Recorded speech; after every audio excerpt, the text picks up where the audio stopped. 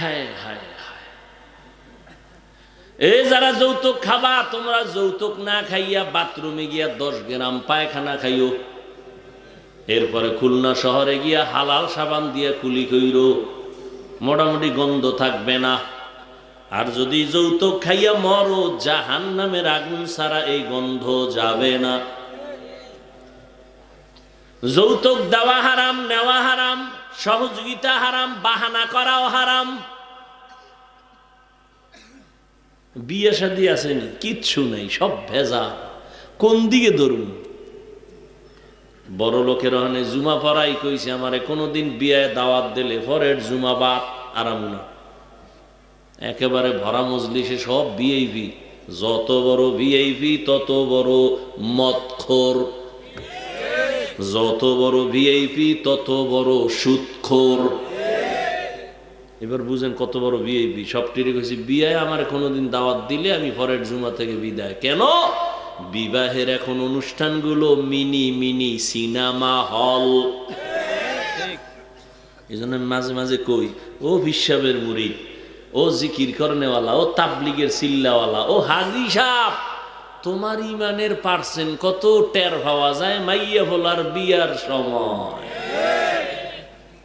ছেলে যুবক, নামাজ আদায় করেছো বলে না, রোজা রেখেছো বলে না। কেন? সন্তান বলবে আমার কোনো দোষ নাই, আমার মুরব্বী মা বাবা আমারে নামাজ শিখায় নাই। সন্তান বলবে রব্বানা ইন্না আতা'না সাদাতানা ওয়া কুবারানা ফাআদাল্লুনাস সাবিলা।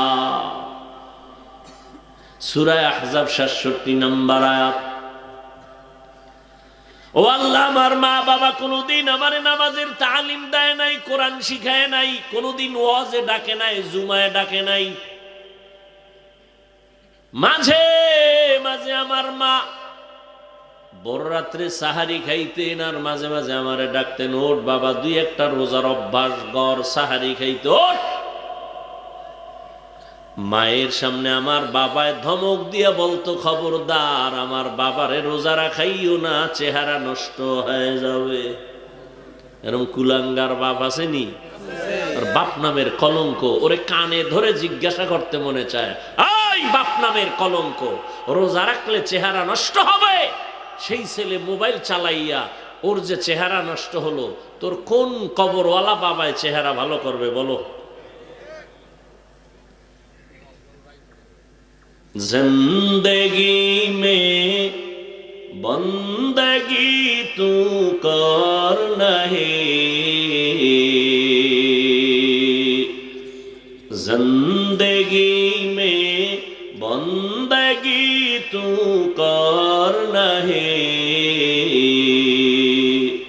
जिंदगी बे बंदगी शर्मिंदा है, जिंदगी बे बंदगी शर्मिंदा है। यहाँ हम सब मुसाफिर, दिल ना लगा,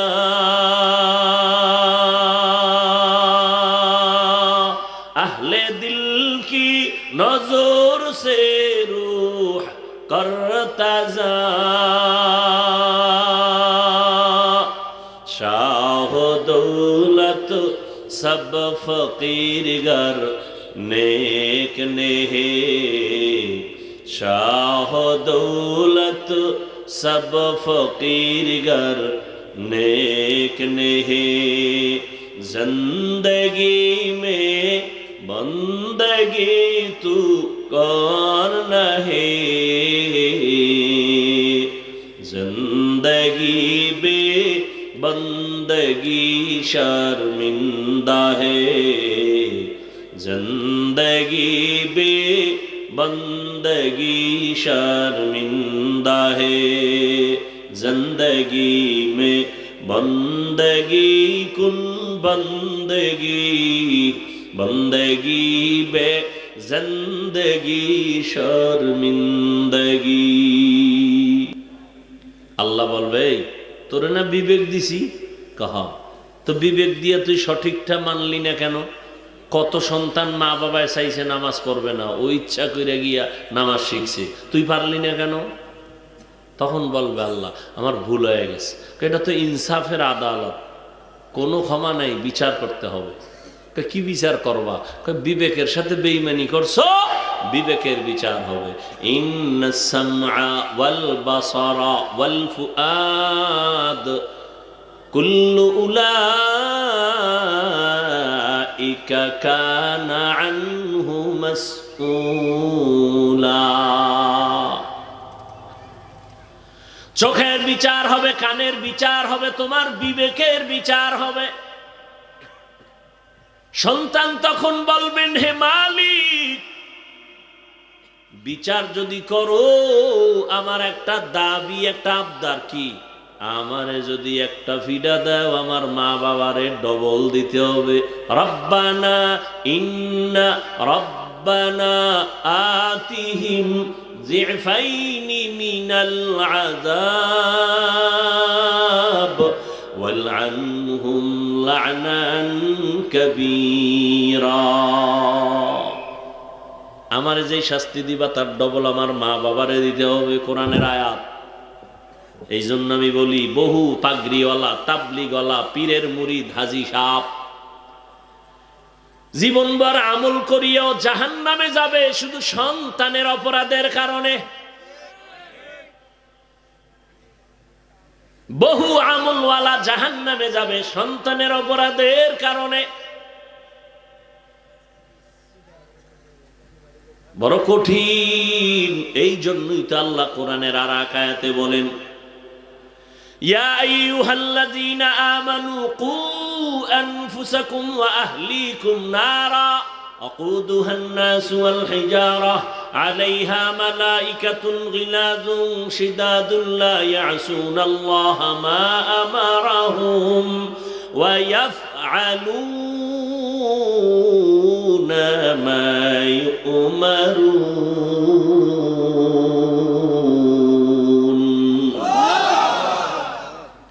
ও দুনিয়ার মুমিনেরা, জাহান্নাম থেকে আগে নিজেকে বাঁচাও, তারপরে তোমারা হালকে বাঁচাও।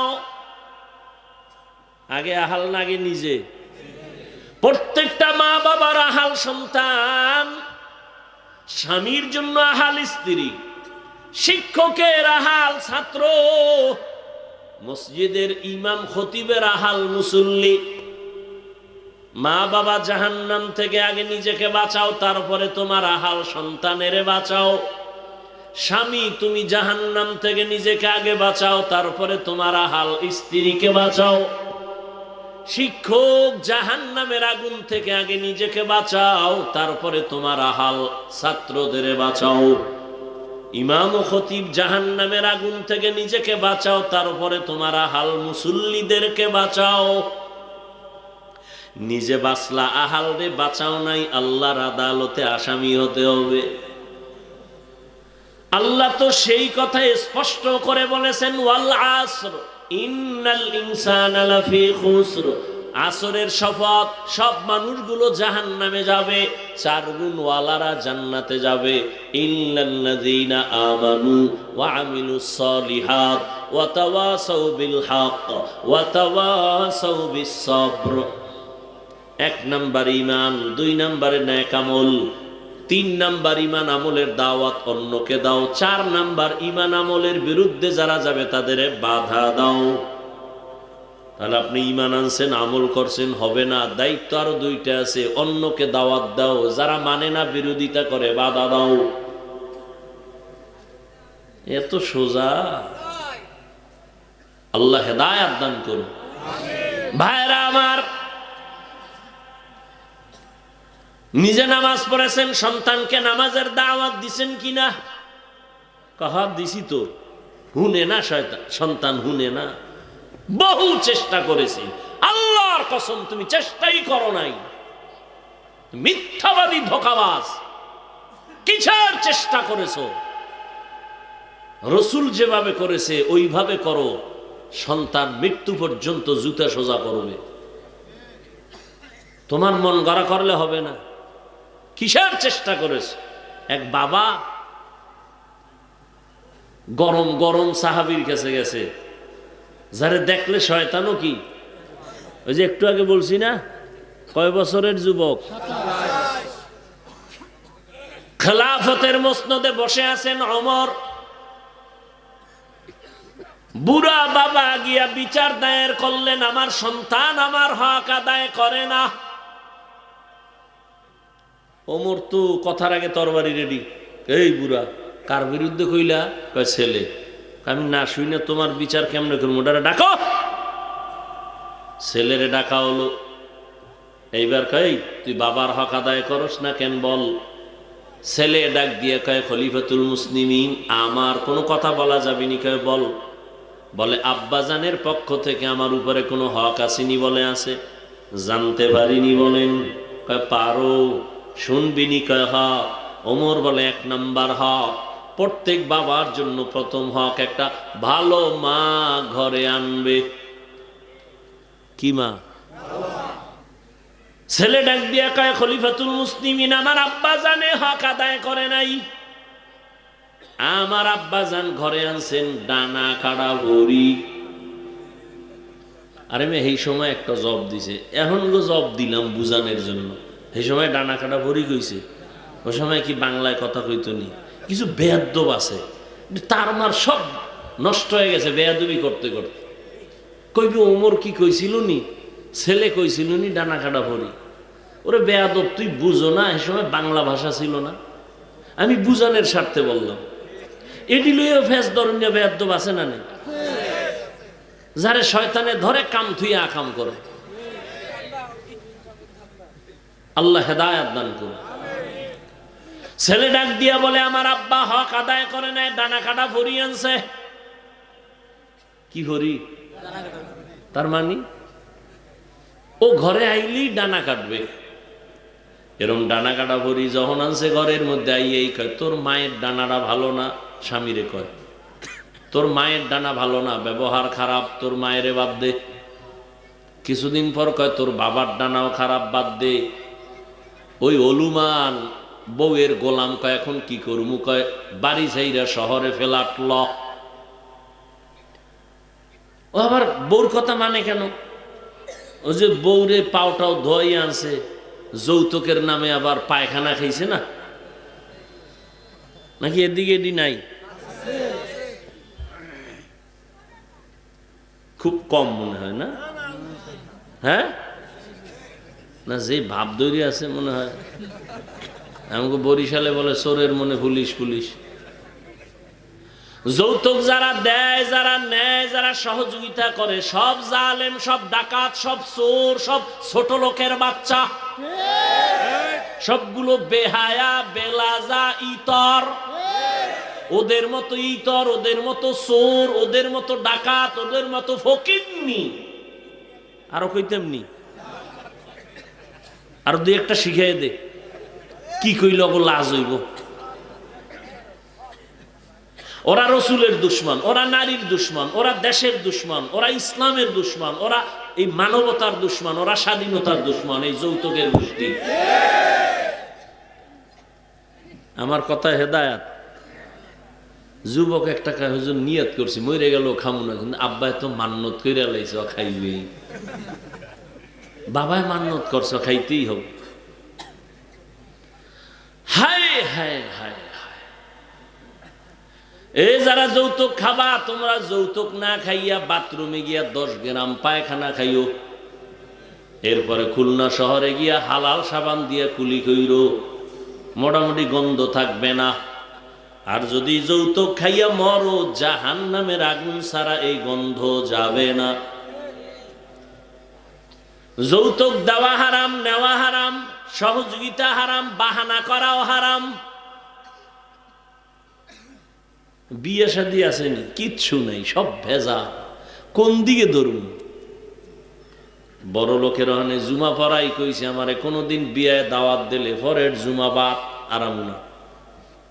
একেবারে ভরা মজলিসে সব ভিআইপি, যত বড় ভিআইপি তত বড় মদখোর, যত বড় ভিআইপি তত বড় সুদখোর।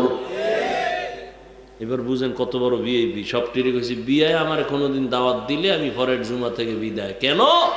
বিবাহের এখন অনুষ্ঠানগুলো মিনি মিনি সিনেমা হল। এই জন্য মাঝে মাঝে কই, ও হিসাবের মুরিদ, ও জিকির করনেওয়ালা, ও তাবলিগের চিল্লাওয়ালা, ও হাজি সাহেব, তোমার ইমানের পার্সেন্ট কত টের পাওয়া যায় মাইয়া ভোলার বিয়ার সময়। ঠিক নি? তলে তলে তলে তলে উপরে কিছু লাগবে না, তলে গিয়ে দরজার আটকায় এটা দিল না কেন, এটা মানবতা হইল, ওইটা দিল না কেন, এটা মানবতা হইল। ঠিক নি? এরপরে গায়ে হলুদের আকাম তো আছেই, আসেনি? 5 তলা বিল্ডিং 12টার পরে কাঁপতেছে, পাশে মসজিদের ইমামের ঘুম ভেঙে গেছে, কি ও কেয়ামত আইলো নি? বের হয়ে দেখে বিল্ডিং কাঁপে, কি ও হাজি সাহেব, পুরো মসজিদ সহ কাঁপে কেন? হাজি কয় দাওয়াত পান নাই। আমার বাড়ি ছাদে নামাইয়ার গায়ে হলুদের বিয়া চলে, গায়ে হলুদের অনুষ্ঠান, গায়ে হলুদ হারাম। মিয়া ঠিক ঠিক করো না, লাভ কি? তুমি তো এগুলো মানো না। হায় হায়, এই ঘরে আসবে আনোয়ার শাহ কাশ্মীরি? কোনদিন। গাছ ভালো হলে ফল ভালো হবে। খলিফাতুল মুসলিমিন বলেন, বাবার 1 নাম্বার দায়িত্ব ভালো মা ঘরে আনবে। ছেলে বলে আমার বাবা হক আদায় করে নাই। 2 নাম্বার, বাবার হক হলো স্ত্রী পাইয়া আল্লাহর কাছে দোয়া করবেন, রব্বি হাবলি মিন লাদুনকা যুররিয়াতান তাইয়্যিবাতান ইন্নাকা সামিউদ দুআ। ও আল্লাহ, একটা নেককার সন্তান দান করো। 10টা সন্তান জন্ম দিলে লাভ কি যদি সবগুলো কুলাঙ্গার হয়? লাভ আছে কোনো? সন্তানের কারণে যদি মা বাবা লজ্জায় সমাজে মুখ দেখাইতে না পারে, এই সন্তান হয়ে লাভ কি? কয়েক মাস আগে ঢাকা বাড্ডা থানার সামনে বাবায় মরে গেছে, 2 ভাই শিক্ষিত কুলাঙ্গার। বাবার লাশটা ফালাইয়া 2 ভাই 24টা ঘন্টা পর্যন্ত ঝগড়া করলো বাবার টাকা পয়সা ভাগ নিয়া। বাবার লাশ পরে রইছে, দাফন করার চিন্তা করে নাই। এমন কুলাঙ্গারের বাবা হয়ে লাভ কি, আর এমন কুলাঙ্গার জন্ম দিয়া লাভ কি? সন্তানের মতো সন্তান তো একটা যদি বানাইতে পারো, জীবন তোমার ধন্য, দুনিয়ায় ধন্য, আখিরাতেও ধন্য। সন্তান হয় না, বিয়া করে, কিও মনে চায় সুতা একটা পাইছে, এ ঘরে ছেলে হয় না, ওই ঘরে মাইয়া হয় না, 3-4টা জমাইয়া কতটি সন্তান থুইয়া বাস কয়দিন পরে স্টক করে মরে গেছে। ওই বউ কথা শুনে না, ওই বউর আশা পূরণ হয় না, ওই বউ এই জ্বালা যন্ত্রণায় মরছে। এখন প্রত্যেক ঘরের ছেলেরা অভিশাপ দেয়, বাপ নামের কলঙ্ক, যেখানে যায় সেখানেই লজ্জা পায়। সবাই বলে তোর বাবার চরিত্র ভালো না। যদি ভালো থাকতো তো এক পোলারেই তো মানুষ বানাইতো, 4টা কইরা মানুষ বানাইতে পারলো না কেন? ছেলেরা লজ্জায় পারে না, মোনাজাত দিয়ে বরদোয়া করে বাবার জন্য। আল্লাহ হেদায়েত দান করুন। বউয়ের অভিশাপ, মাইয়ে বলার অভিশাপ, একটা জাহান্নাম মানে মরার আগে দেখিয়ে গেল। জাহান্নাম দেখতে চাইলে ডবল বিয়ে করো।